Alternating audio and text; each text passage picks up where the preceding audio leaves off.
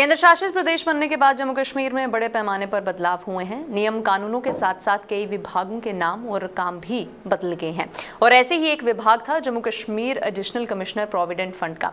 इस विभाग का काम अब केंद्र सरकार की एम्प्लॉयज प्राइवेट फंड ऑर्गेनाइजेशन ने संभाल लिया है और एम्प्लॉयज प्रोविडेंट फंड ऑर्गेनाइजेशन द्वारा काम संभालने के बाद लोगों का क्या कुछ कहना है, आइए वो भी देख लेते हैं।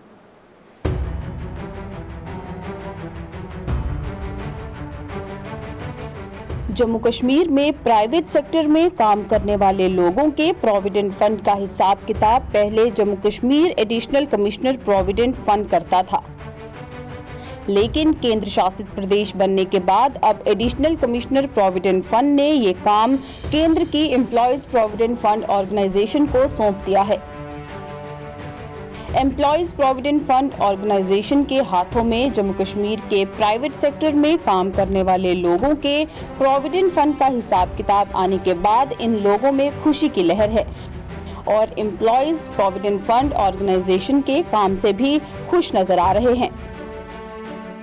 थोड़ा काफ़ी दिक्कत है सर। जब जेके गवर्नमेंट के अधीन था तो बहुत सारी चीज़ें थी जो पता नहीं चल पाती थी मुलाजिमों को कि हमारा कंट्रीब्यूशन क्या है और सारी चीज़ें पता तो नहीं। अभी सेंट्रल गवर्नमेंट के अधीन में आने पर सर लोगों को बहुत सहूलियत मिला है।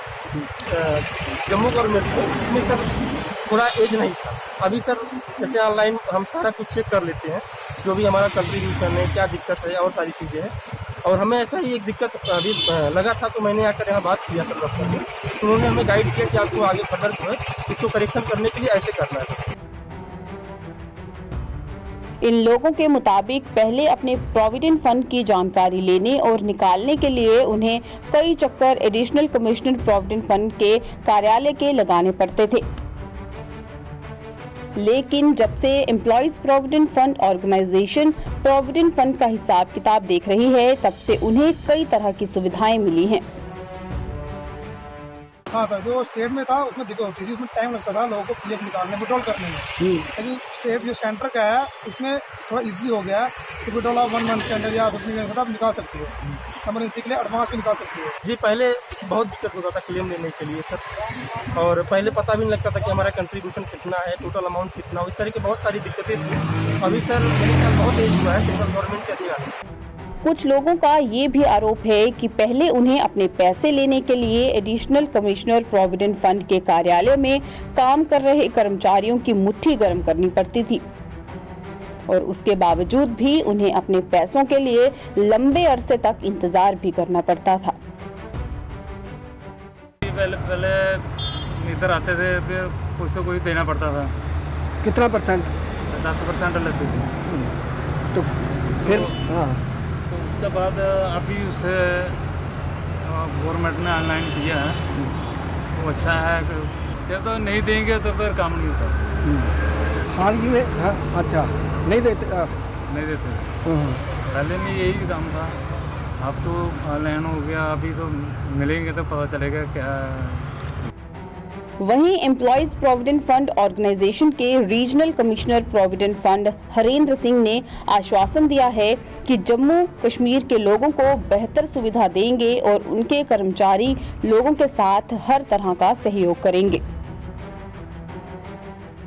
ये बिल्कुल आईटी एनेबल्ड हमारा डिपार्टमेंट है और इसमें ऐसा कुछ नहीं हो सकता।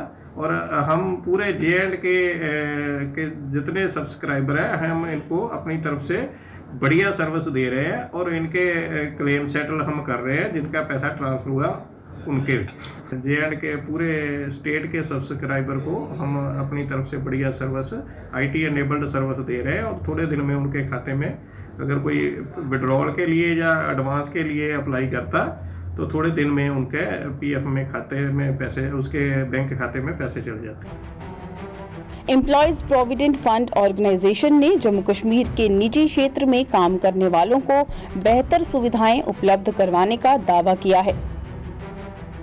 एम्प्लॉयज प्रोविडेंट फंड ऑर्गेनाइजेशन के इन दावों में कितना दम है, ये आने वाला समय बताएगा।